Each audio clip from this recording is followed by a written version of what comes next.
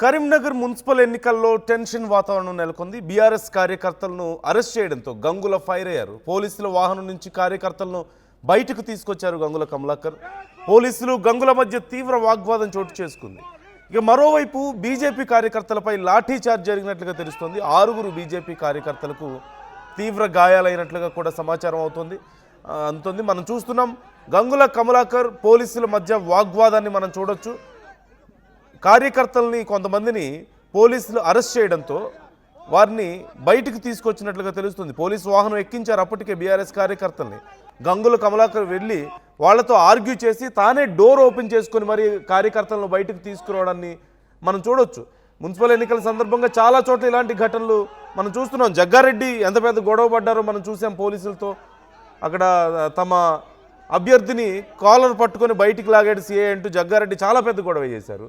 మరో చోట గంగుల కమలాకర్ ఇప్పుడు పోలీసులతో తీవ్ర వాగ్వాదానికి దిగడం, అలాగే పోలీసులు అక్కడ ఉన్నటువంటి కార్యకర్తలను కారులో ఎక్కించారు. వెహికల్లో ఎక్కిస్తే తనంతట తానే డోర్ ఓపెన్ చేసుకొని కార్యకర్తలను బయటికి లాక్కురావడం. పోలీసులు కూడా ఏం చేయలేని పరిస్థితి. వాళ్ళు కూడా చూస్తున్నారే తప్పితే, ఆయన రిక్వెస్ట్ చేస్తున్నారే తప్పితే ఏం చేయలేని పరిస్థితి. రిక్వెస్ట్ చేసినా మాట్లాడే ప్రయత్నం చేసినా గంగుల ఎక్కడ వినట్లేదు. ఓకే వెళ్ళిపోండి, ఇక్కడ గొడవద్దంటూ పోలీసులు కూడా చెప్తున్నారు. ఇక ఏం చేసేది లేక మరోవైపు మరొక చోట బీజేపీ కార్యకర్తల మీద పోలీసులు లాఠీ చార్జికి దిగినట్లుగా తెలుస్తోంది. 6 బీజేపీ కార్యకర్తలకు తీవ్ర గాయాలైనట్లుగా సమాచారం అందుతోంది. చాలా చోట్ల మున్సిపల్ ఎన్నికల సందర్భంగా చాలా చోట్ల ఈ గొడవలు జరుగుతూనే ఉన్నాయి. మనం చూస్తున్నాం. ఈ అంశానికి సంబంధించి మనం డీటెయిల్స్ తెలుసుకుందాం. చంద్రశేఖర్ జాయిన్ అవుతున్నారు, మా ప్రతినిధి. ఒక్కసారి గంగులు ఏమంటున్నారు చూద్దాం. అక్కడ ఉన్నటువంటి సిచ్యువేషన్ ఒకసారి చూద్దాం.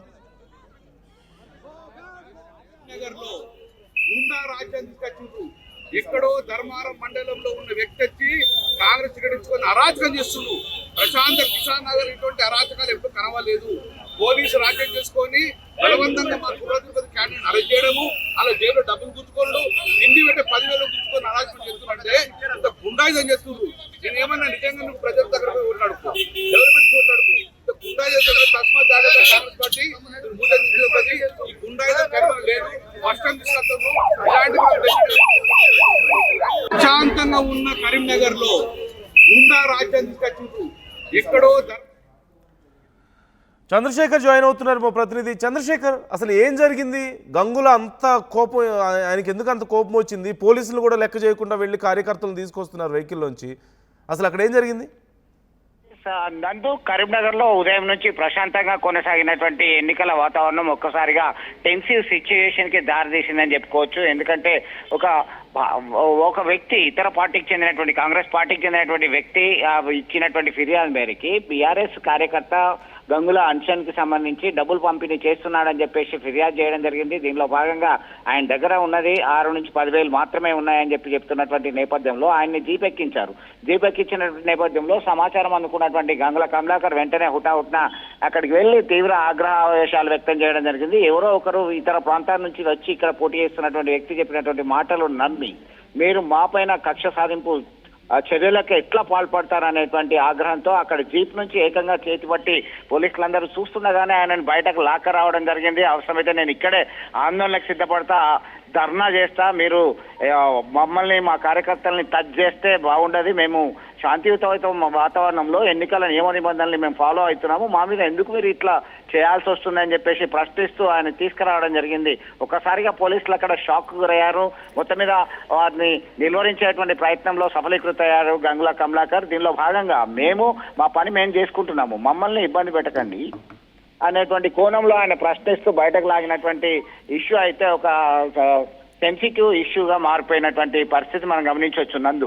మరొక వైపు ఇక్కడ ఉదయం నుంచి ప్రశాంతంగా ఉన్నటువంటి ఎన్నికల వాతావరణం ఒక్కసారిగా మరొక ఇన్సిడెంట్ జరిగింది. దానికి సంబంధించి భారతీయ జనతా పార్టీకి సంబంధించినటువంటి కార్యకర్తలు దొంగ ఓట్లు ఇతర పార్టీలకు చెందిన వాళ్ళు వేస్తున్నారు, తమ ఓటు హక్కు లేదు అని చెప్పేసి కొంతమంది చెప్తున్నటువంటి పరిస్థితుల్లో వాళ్ళని ఎందుకు మీరు అలో చేస్తున్నారు? చాలా ప్రాంతాల్లో, చాలా పోలింగ్ స్టేషన్లో ఎంఐఎం నేతలు కార్యకర్తలు సైతం ఫిర్యాదు చేయడం జరిగింది.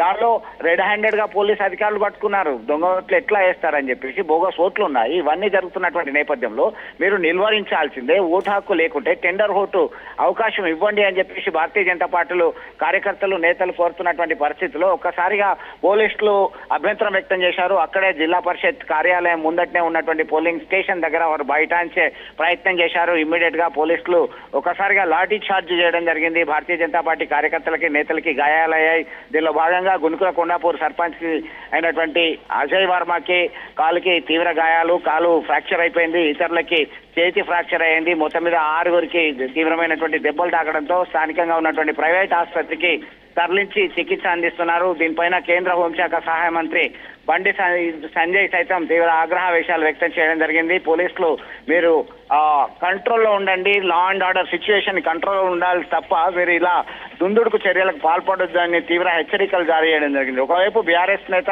గంగుల కమలాకర్ తన అంశాన్ని తీసుకుపోతున్నటువంటి క్రమంలో జీప్ నుంచి లాక్కెళ్లడము, మరొక వైపు దొంగ ఓట్లు వస్తున్నాయి దాన్ని నిల్వరించాలనేటువంటి కోరుతున్నటువంటి సందర్భంలో భారతీయ జనతా పార్టీ కార్యకర్తల మీద లాఠీ చార్జ్ చేయడం లాంటి ఘటనలు జరిగాయి. మరొక వైపు మజ్లిస్ ఇత్తెహాదుల్ ముస్లింకి సంబంధించినటువంటి కార్యకర్తలు నేతలు సైతం దొంగ ఓట్లు వేస్తున్నటువంటి వాళ్ళని రెడ్ హ్యాండెడ్ గా పట్టుకొని పోలీసులకు అప్పగించడం జరిగింది. చెదురు మొదురు ఘటనలు జరిగాయి. జగిత్యాలలో సైతం ఇలాంటి కొన్ని స్వల్ప ఘటనలు చోటు చేసుకున్నటువంటి పరిస్థితి గమనించవచ్చు. నందు.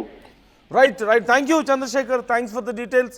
సో మొత్తం మీద ఓవైపు గంగుల కమలాకర్ బీఆర్ఎస్ నాయకులు కొంతమంది డబ్బులు పంచుతున్నారనే సమాచారాన్ని ఎవరో పోలీసులకు ఇచ్చారు.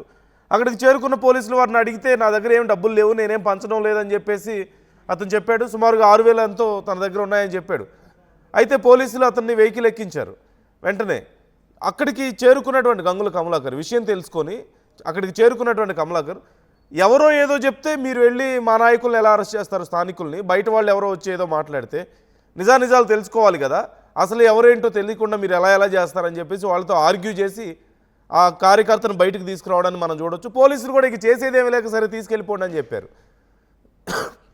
మరోవైపు చూస్తే బీజేపీ కార్యకర్తల మీద పోలీసులు లాఠీచార్జ్ చేశారు.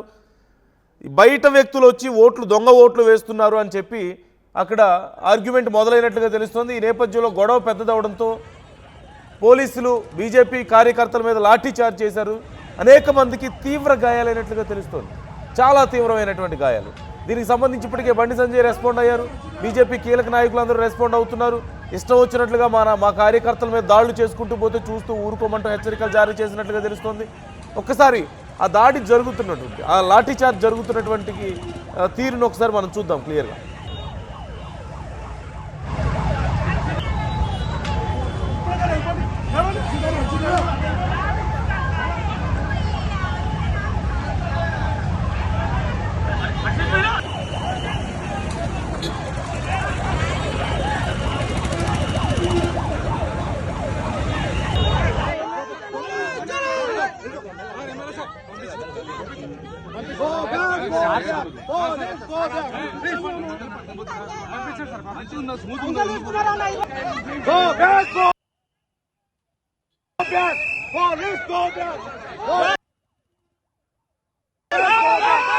మనం చూస్తున్నాం మొత్తం మీద మున్సిపల్ ఎన్నికల సందర్భంగా తెలంగాణలో చాలా చోట్ల ఇలాంటి పరిస్థితులే మనం చూస్తున్నాం. మరోవైపు జగ్గారెడ్డి ఎంత పెద్ద గొడవ జరిగిందో చూసాం. జగ్గారెడ్డి వాళ్ళ అభ్యర్థిని సిఐ కాలర్ పట్టుకొని బయటికి లాక్కొచ్చారు లోపల నుంచి, బూత్ నుంచి అని తెలిసి అక్కడికి చేరుకొని సిఐ మీద ఇక ఉగ్రరూపాన్ని దాల్చారు. ఆ సిఐ సంగతి ఏంటో నేను తేలుస్తానంటూ ఆల్మోస్ట్ ఇక బాహాబాహికి దిగినటువంటి పరిస్థితి కనిపించింది. దాడి చేసే వరకు వెళ్ళింది. జగ్గారెడ్డి అసలు ఎక్కడ తగ్గేదే లేదంటూ అక్కడ బిహేవ్ చేసినటువంటి విధానం మనం చూసాం. మరోవైపు గంగుల కమలాకర్ ఇక్కడ మనం చూస్తున్నాం సిచ్యువేషన్. వాళ్ళ కార్యకర్తని పోలీసులు అదుపులోకి తీసుకోవడంతో ఎవరేంటో తెలుసుకోవాలి కదా అని చెప్పేసి వెంటనే కార్యకర్తను జీప్లోంచి బయటకు దించడం, ఎవరు వాళ్ళని టచ్ చేయడానికి వీల్లేదంటూ పోలీసులతో సైతం ఆర్గ్యుమెంట్ చేయడం మనం చూస్తున్నాం. అక్కడ చూడొచ్చు స్క్రీన్లో. ఆయనే వెళ్ళి ఆ డోర్ ఓపెన్ చేసి బయటకు లాక్కొస్తున్నారు కార్యకర్తను. పోలీసులు ఏం చేయలేక చివరికి సరే వెళ్ళిపోండి ఇక్కడి నుంచి, గొడవ వద్దని చెప్పి వాళ్ళని పంపించేశారు. ఇక మరోవైపు బీజేపీ కార్యకర్తల మీద దాడి కరీంనగర్లోనే. ఓ పక్క గంగుల కమలాకర్, మరో పక్క బీజేపీ కార్యకర్తల మీద మరొక బూత్ దగ్గర జరిగినటువంటి దాడి. పోలీసులు చేసినటువంటి లాఠీ చార్జీలో 6గురికి తీవ్ర గాయాలైనట్లుగా తెలుస్తోంది. ఒక ఇద్దరికి అత్యంత తీవ్ర గాయాలైనట్లుగా సమాచారం అందుతోంది. బయట వ్యక్తులు వచ్చి చాలామంది దొంగ ఓట్లు వేస్తున్నారంటూ బీజేపీ కార్యకర్తలు ఆరోపించారు. ఆ విషయంలో చర్యలు తీసుకోవాలంటూ కోరారు.